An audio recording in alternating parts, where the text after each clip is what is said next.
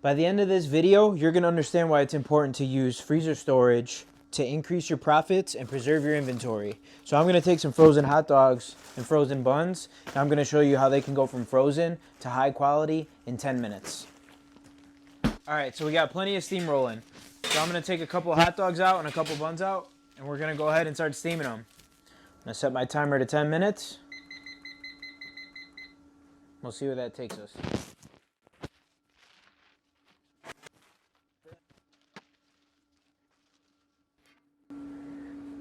We like to lay the buns on top of the food so they don't stick to the metal.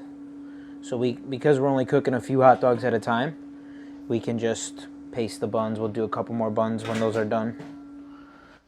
All right, press and start. All right, so it's been a little bit over 4 minutes, and as you can see, the buns are already done. These are perfect. It's like they were never frozen to begin with. So that's a great reason to preserve your buns instead of throw them out. So you don't have to be afraid to order too much inventory. All right, we still got about 30 seconds left, but I'll show you with this that the temperature is gonna be well beyond the temperature for a hot dog.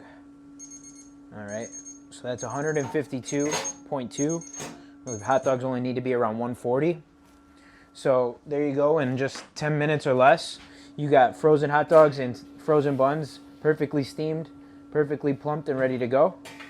To clarify, you don't want to default to freezing product. At the end of the day, it takes a lot longer to cook frozen product than it does thawed product. You want to freeze your product if your business is slow. And if that's the case, don't throw it out. You can extend the life of your product instead of just tossing it away and writing it off. You want to increase your profit that way by saving it.